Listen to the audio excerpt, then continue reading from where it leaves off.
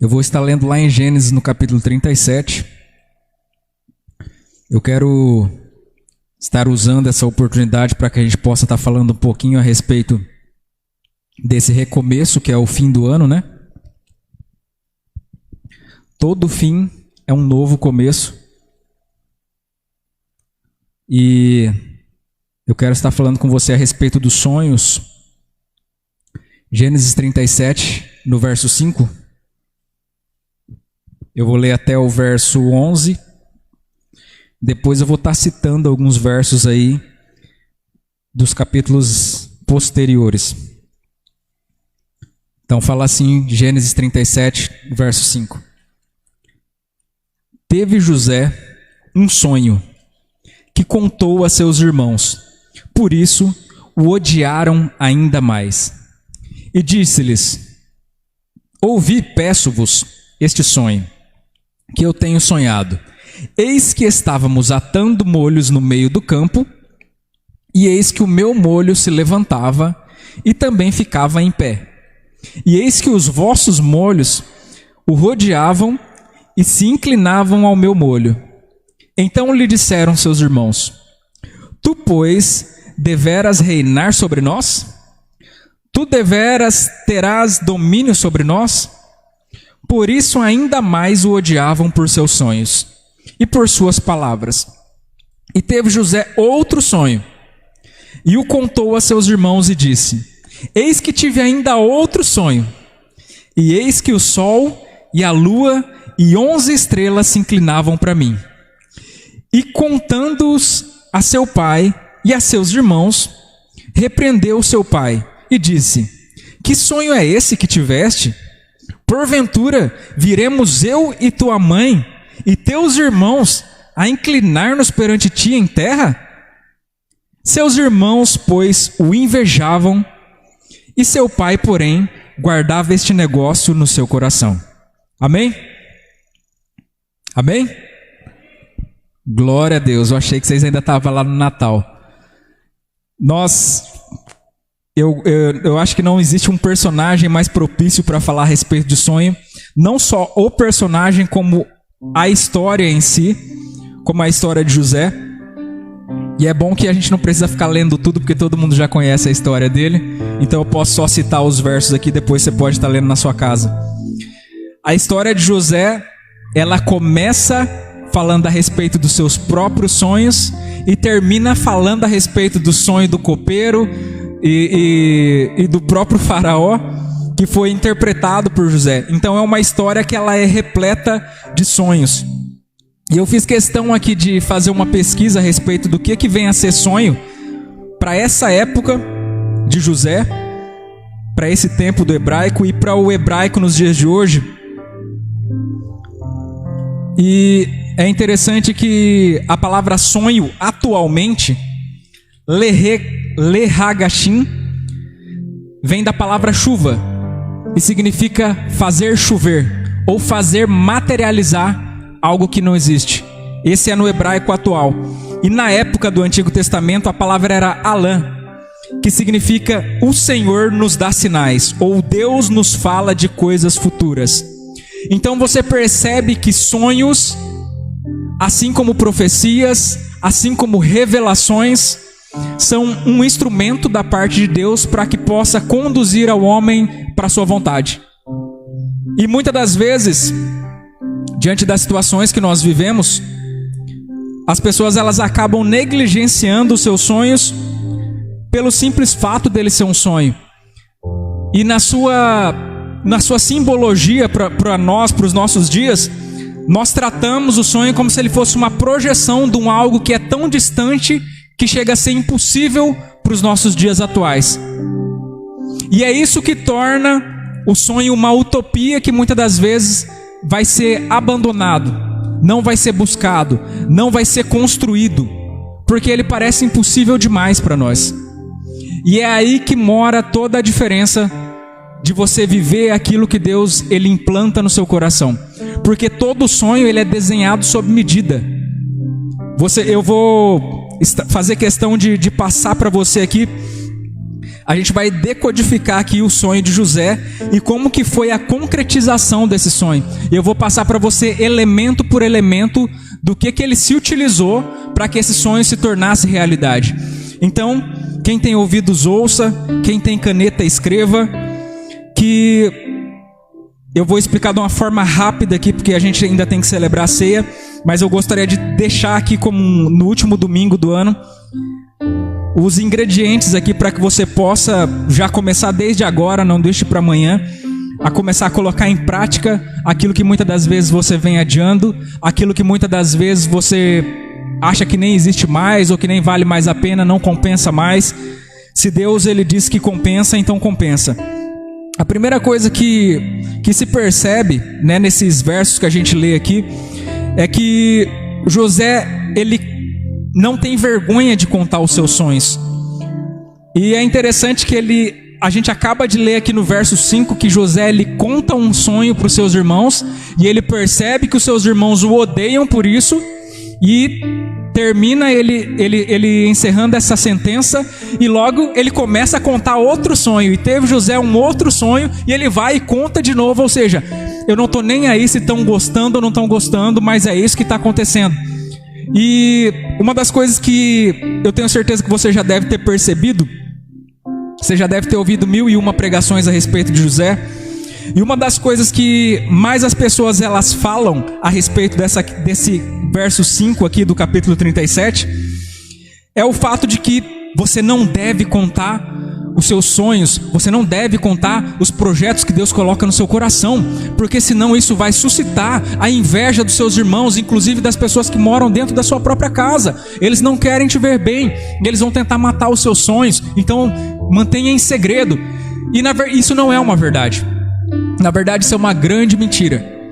E eu quero provar para você, através da Bíblia, que a concretização do projeto divino que estava no coração de José dependia desse compromisso público. O que é um compromisso público?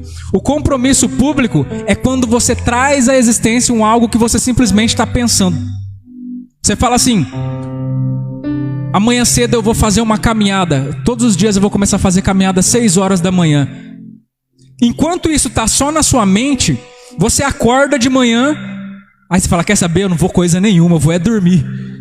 Só que se você anuncia isso para as pessoas, automaticamente quando você acorda, e por mais que você tenha vontade de não ir, você sente na obrigação de ir, porque você já falou para todo mundo que você ia. Então você faz um compromisso público, ou seja, você é obrigado a honrar com sua palavra, mais porque você já falou que ia fazer do que porque você está com vontade de fazer. Isso se chama compromisso público. Então, a partir do momento em que você tira da sua cabeça e materializa aquilo que até então era só um pensamento, aquilo se torna real. Isso é uma das coisas que a gente usa muito na questão de terapia. Às vezes a gente fica ali no âmbito da fala, da conversa, e a gente fala para a pessoa: eu quero que você comece a escrever aquilo que você está sentindo. E a pessoa ela consegue desembaraçar aquilo que está na mente dela, toda aquela bagunça mental que ela está vivendo, porque ela começa a organizar as coisas. Agora as coisas estão materializadas, saiu do âmbito do pensamento e veio para a concretização. Então, quando a gente coloca para fora aquilo que até então é só um pensamento, aquilo se torna real. Não dá mais para voltar para trás. Depois que eu contei que eu estou de dieta e alguém me vê eu querendo comer um pedaço de bolo, a pessoa fala: ué, você não estava de dieta? Aí eu falo: ah, é verdade, quase que eu me esqueci. Aí eu sou obrigado a me afastar do bolo e continuar a minha dieta. Porque se eu não tivesse contado para ninguém, eu ia falar: ah, dá nada, né? Ninguém está sabendo. Então isso se chama compromisso público. Se você pegar lá em Abacuque, no capítulo 2, no verso 2, ele vai falar assim: escreve essa visão. Em outras palavras, ele vai terminar o versículo falando assim: escreve numa tábua em letras garrafais, para que quem passe correndo consiga ler o que está escrito. Ou seja, se Deus ele te dá uma visão, não é para ficar no secreto. Aquilo tem que ser anunciado, aquilo tem que ser vivenciado, aquilo tem que ser colocado para fora. Porque se você manter aquilo na passividade, automaticamente você está esperando que Deus ele venha a fazer uma mágica para acontecer na sua vida. Você não está se posicionando para que aquilo venha a acontecer. Então a primeira coisa que José ele faz ele é ousado, ele não tem medo do que as pessoas vão pensar a respeito daquilo que ele está falando, por mais que seja incabível. José era o irmão mais novo dos 12 irmãos, então era incabível. É tipo assim, para você ter uma ideia, os irmãos de José tinham 40 anos, 30 e poucos anos, eles eram todos homens adultos já com família, e José era um menino perto deles. Então José falando, vocês vão se curvar para mim, era o fim da picada para eles. E quando ele chega diante do patriarca da tribo, que era o seu pai, e fala, o senhor também vai se curvar para mim? O pai dele também fala, não é possível um negócio desse, você falar que eu e sua mãe ainda vamos se curvar para você, que é o menor dessa casa? Então era incabível isso, e ele sabia disso. Só que era o que Deus estava falando no seu coração. Eu gosto muito do Bruno do Morada, ele sempre fala nas pregações dele, que quando Deus ele te fala uma coisa, ele está te avisando. Quando Deus ele fala 2 vezes, então ele está confirmando. E se Deus ele está falando 3ª vez, é porque você não está se posicionando e você já está demorando de fazer alguma coisa.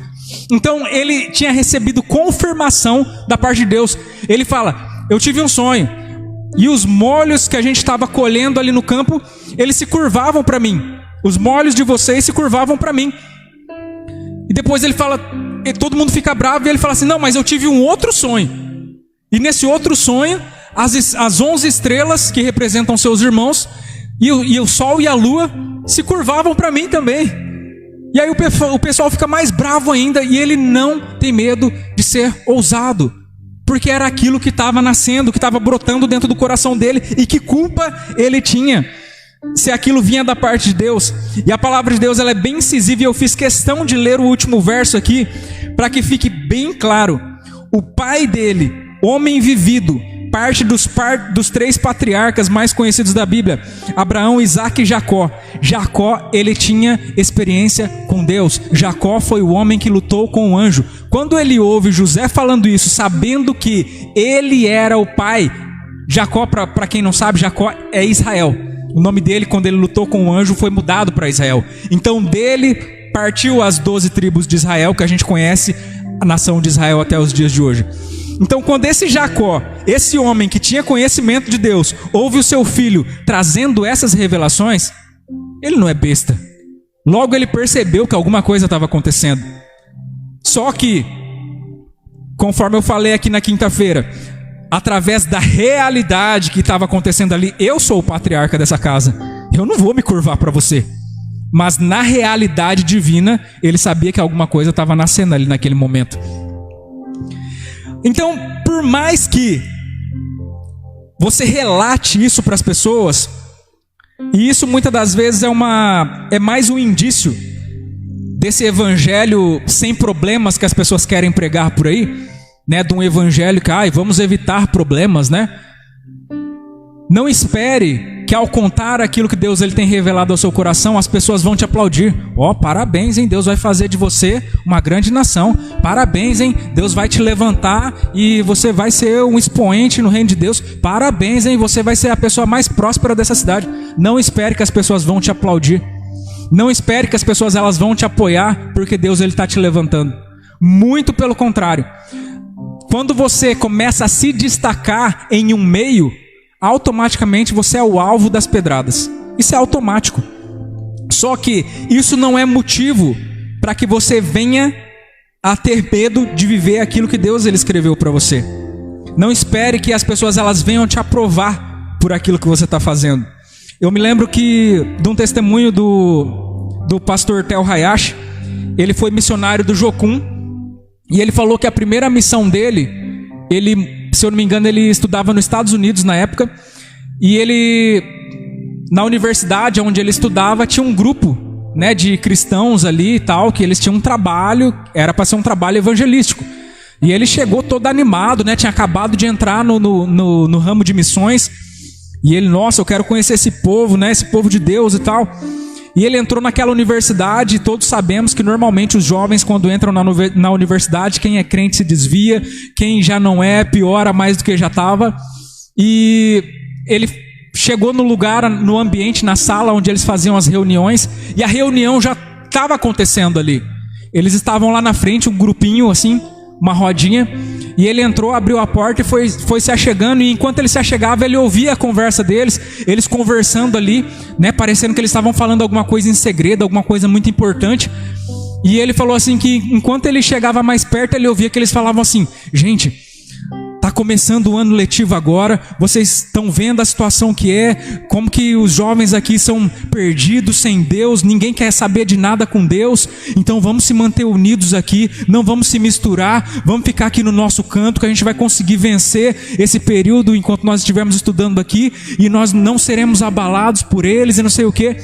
E ele falou que ele ficou totalmente decepcionado, porque ele estava esperando uma igreja militante, uma igreja que ia abalar as portas do inferno, né? E quando ele chega ali, ele encontra um monte de crente amedrontado, falando que ia ficar escondido dentro da sala ali, para não se contaminar com os alunos do lado de fora.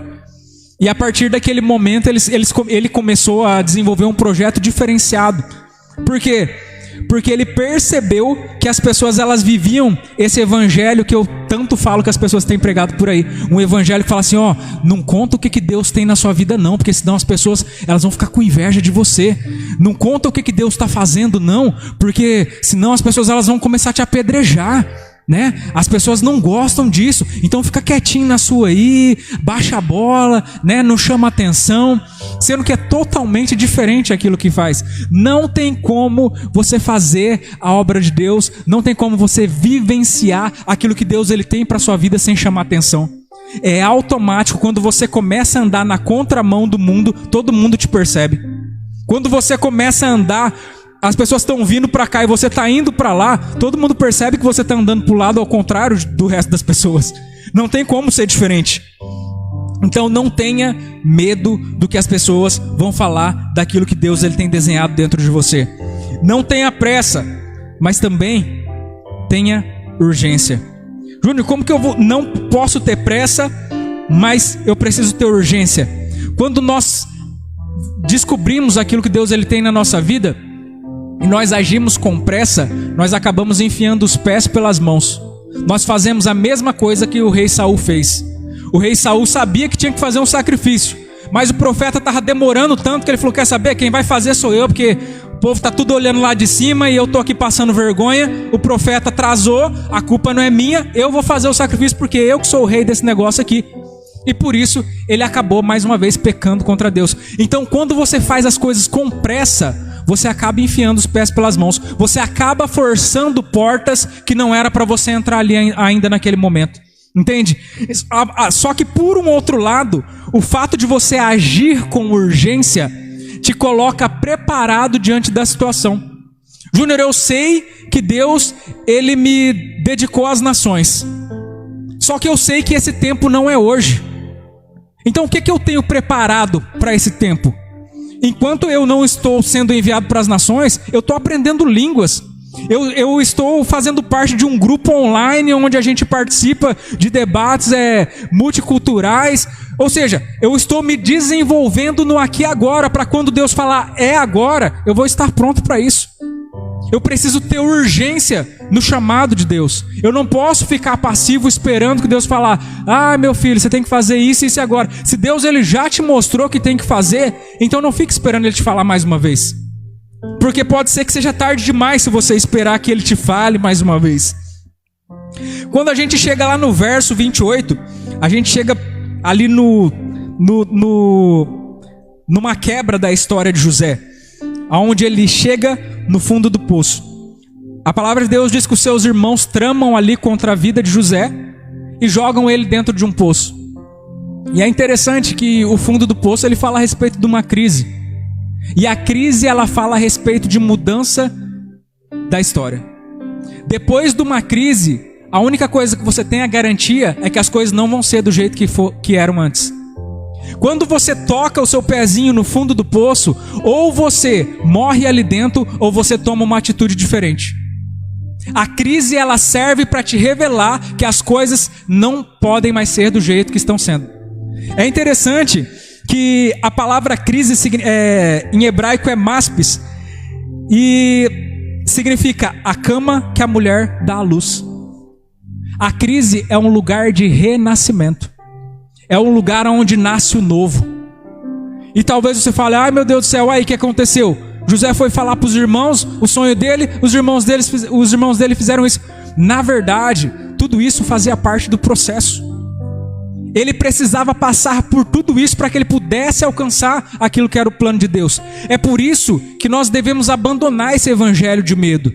Esse evangelho de, ai meu Deus, e se vier problemas, né? E se vier retaliação contra mim, porque eu estou fazendo a obra de Deus.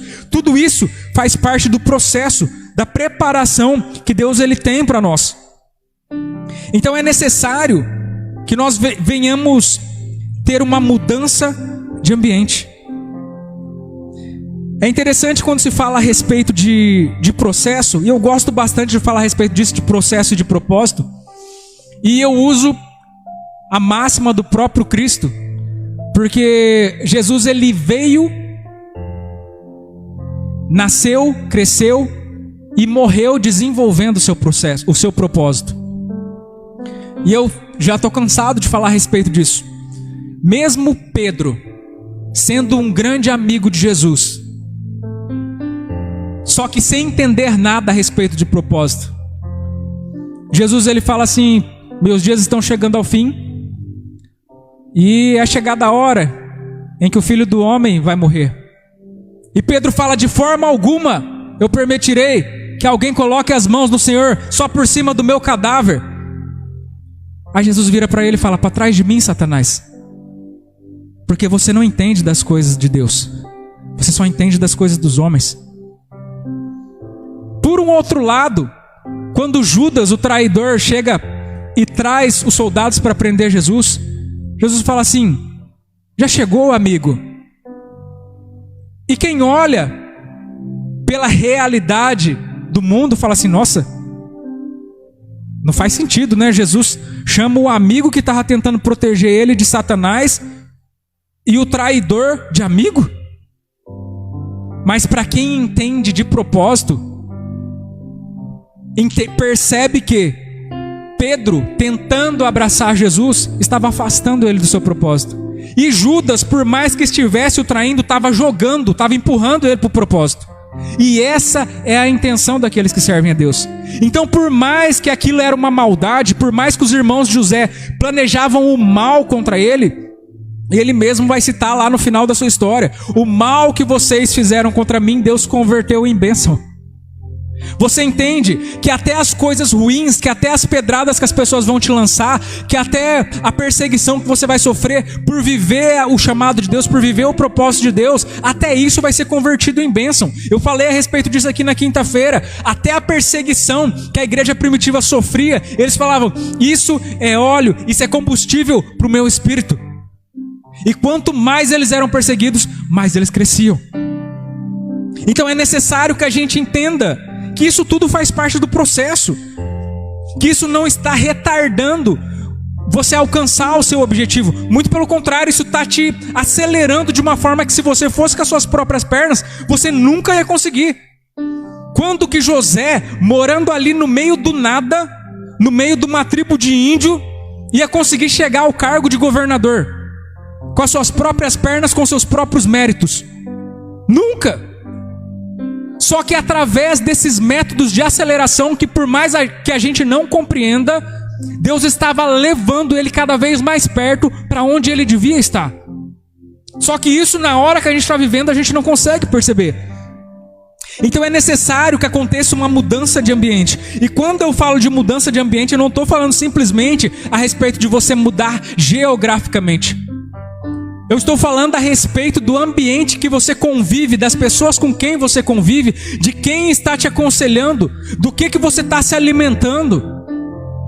Eu tenho certeza que uma das coisas que mais o Juninho ouve, quando ele recebe uma reclamação de algum adolescente e ele precisa visitar essa casa, eu tenho certeza que uma das coisas que mais ele ouve é uma mãe falando assim, não Juninho, esse menino era um menino bom, mas foi a partir do momento em que ele começou com essas más companhias, ele começou a fazer essas coisas. Porque à medida que a gente vive com determinadas pessoas, a gente acaba executando as mesmas coisas que eles. A gente copia os mesmos costumes que as pessoas que estão à nossa volta. Isso é automático. Isso é do ser humano. Daí a necessidade, muitas das vezes, desse José ter que migrar desse lugar, do meio dessas pessoas, para um lugar onde ele ia aprender e ver uma nova cultura. Ele ia conseguir enxergar opções e oportunidades que até então ele não conseguia enxergar. Lembra que eu preguei a respeito de Abraão lá dentro da sua tenda chorando? Ai meu Deus, eu não tenho filho, eu vou morrer e eu vou ter que passar para o meu servo toda a minha herança. E Deus fala, vem para fora e olha para o céu, conta as estrelas, se é que você pode contar. De vez em quando Deus ele tem que te dar um chacoalhão e te tirar da onde você está, para que você consiga enxergar aquilo que Ele quer te mostrar. Então a mudança de ambiente é um fator imprescindível para quem precisa viver o milagre. A mudança de ambiente é necessário para que a gente deixe de ser aquela pessoa que a gente era ali, que não vai suportar aquilo que Deus está planejando para você aqui. É necessário que eu esteja pronto. Não adianta eu ficar ali falando, Deus, eu estou esperando. Deus, Ele não se atrasa. Se tem alguma coisa que está demorando para acontecer na sua vida, pode ter certeza que a culpa não é de Deus, porque quando Deus Ele fala, já é. Então depende de mim executar aquilo que ainda não aconteceu. Se Deus falou que ia derramar alguma coisa sobre a minha vida e Ele ainda não o fez, é porque eu ainda não cheguei na posição. Eu ainda não estou preparado para conseguir segurar esse peso. Entende? Aquele menino José ainda não estava pronto para receber um cargo de governança. Sair do lugar que limita a sua visão. Aí tem aquele provérbio, né? Que fala, diga-me com quem andas, que eu te direi quem és. Isso faz todo sentido. É necessário que mude-se a visão. É necessário que a gente mude de ambiente. É necessário que a gente comece a andar com pessoas que são maiores do que a gente. É necessário que a gente comece a buscar conhecimento de pessoas que entendem mais do que a gente.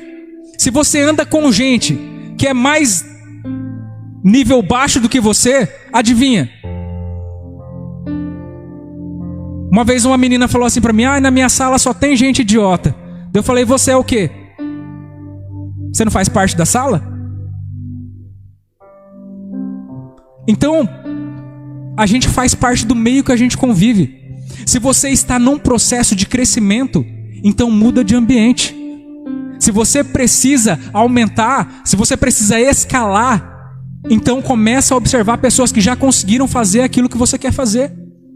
Começa a identificar pessoas que têm aquilo que você precisa. Se eu conseguisse acessar aquilo que aquele irmão tem, eu conseguiria cumprir com o meu objetivo. Começa a identificar, começa a ter uma visão de longo alcance. Lá no capítulo 39, no verso 2, José ele chega na casa de Potifar. E o que me chama mais atenção, que é um terceiro elemento aqui para a gente pensar, é que Potifar ele se alegra tanto na pessoa de José e na administração que José faz, que a Bíblia ela usa 4 versos só para enaltecer os adjetivos de José. E ele termina falando assim, que Potifar ele confiava tanto, mas tanto na administração de José, que ele já não fazia mais conta do que ele tinha dentro da sua casa e nem nas suas empresas, apenas do pão que ele comia. Você tem noção do que é isso? Isso se chama geração de valor. Se José fosse uma pessoa fora de propósito, ele falaria, nossa Potifar, o senhor é um homem tão bonzinho, me leva de volta para casa, estou com saudade do meu pai, estou com saudade dos meus irmãos, eu não quero mais ser escravo no Egito, me leva de volta para casa. Muito pelo contrário. Tudo aquilo que te vier à mão, faça. Entende? Ele aproveitava o ambiente em que ele estava. Ele estava na casa de Potifar, ele era o melhor da casa de Potifar. A palavra de Deus diz que num golpe ele é mandado para a cadeia. E quando ele chega na cadeia, ele era o melhor da cadeia. Ele gerava valor aonde ele passava. Nós vivemos numa época que é totalmente ao contrário. As pessoas, elas querem receber primeiro para depois trabalhar. As pessoas não sabem gerar valor. Quando você gera valor para uma pessoa, você não precisa pedir nada, ela te oferece. Se você for ler do capítulo 39 aqui, você vai perceber que o próprio Potifar, ele colocou José na cadeia, na função de liderança, na função de chefe. Porque ele sabia quem que José era. Ele gerou valor na vida daquele homem. E aquele homem o considerou. Você entende? Ah, Júnior, mas coitadinho, foi para a cadeia, era um escravo. Tudo isso fazia parte do processo. Aí continua nesse processo no capítulo 40, lá no verso 12. Aí ele conhece duas pessoas. Os dois servos do faraó. O padeiro e o copeiro. E esses homens estão ali aflitos com os sonhos que ele tem. Olha o sonho de novo. E José vai e gera valor na vida daqueles homens. Ah, quanto que você vai me dar se eu interpretar o seu sonho? Ele primeiro gerava valor na vida da pessoa. Ele não pedia nada em troca. Você entende? As pessoas vivem nos dias de hoje como se elas fossem uma ilha que não dependesse de ninguém. Se eu tivesse entendido antes o quanto é necessário você se conectar com pessoas, eu não teria gastado tanto tempo da minha vida para conseguir coisas que muitas das vezes eu nem consegui. Aprenda a gerar valor. Ah, mas ele não vai me pagar. Gere valor, que amanhã você vai precisar dessa pessoa. Gere valor primeiro, entregue aquilo que você tem. Quando eu comecei dizendo que os sonhos de Deus, eles são desenhados para nós, você percebe que os ambientes que foram visitados por José eram ambientes propícios para ele. Aonde ele estava, tinha pessoas que precisavam do seu serviço específico. Quantas pessoas no reino interpretavam sonhos? Mas José estava lá. Na hora que era necessário, ele estava lá. Ele tinha tudo aquilo que era necessário para viver aquilo, para viver aquele momento. E aí você percebe que a palavra de Deus, ela faz realmente sentido. Porque lá em Romanos 8, 28 vai falar que todas as coisas cooperam para o bem daqueles que amam a Deus e que foram chamados segundo o seu propósito. As coisas não cooperam para te fazer feliz. As coisas não cooperam para fazer você ser melhor do que os outros. As coisas não cooperam porque você é mais amado do que os outros. As coisas cooperam porque você foi chamado segundo o propósito de Deus. Aí eu vou lá em Jó 42 e ele fala assim, que eu bem sei que tudo podes e nada pode frustrar os seus planos sobre mim. Você consegue entender? Pode contar para quem você quiser. Não tem diabo do inferno e não tem irmão mau que vai conseguir destruir aquilo que Deus ele colocou na sua vida. Nada pode frustrar os planos que Deus tem na sua vida, a não ser você mesmo. Se você não quiser, Ele não te obriga. Eu falei na quinta-feira que todo milagre tem uma chave, e a chave é aquilo que você já carrega. José, ele já tinha a chave para viver o milagre dele. E ele já tinha entendido isso. Ele era o homem que interpretava sonhos. E talvez ele, se fosse nós, né? Talvez a gente ficasse pensando, nossa, o que vale interpretar sonho agora preso? O que vale agora interpretar sonho se eu sou um escravo? Do que vale aquilo que Deus ele colocou na minha mão se eu nem tenho aonde usar? Só que tudo aquilo que Ele coloca nas nossas mãos tem um propósito. E é interessante que eu termino colocando o último elemento aqui de José, que é o serviço. José ele passou a viver o sonho lá de trás da vida dele, quando ele se dispôs a realizar o sonho das outras pessoas. A história dele era a respeito do sonho dele. Só que ele só foi realizar o sonho dele depois que ele interpretou o sonho do copeiro, interpretou o sonho do padeiro, interpretou o sonho do faraó. Aí sim, o sonho dele se tornou realidade. Então isso fala a respeito de serviço. Júnior, como que eu vou ficar orando prosperidade na vida do irmão, sendo que eu estou desempregado? Como que eu vou pregar cura, sendo que eu estou enfermo? Aprenda a servir primeiro. A ceia fala muito a respeito disso. Aprenda a servir o outro primeiro.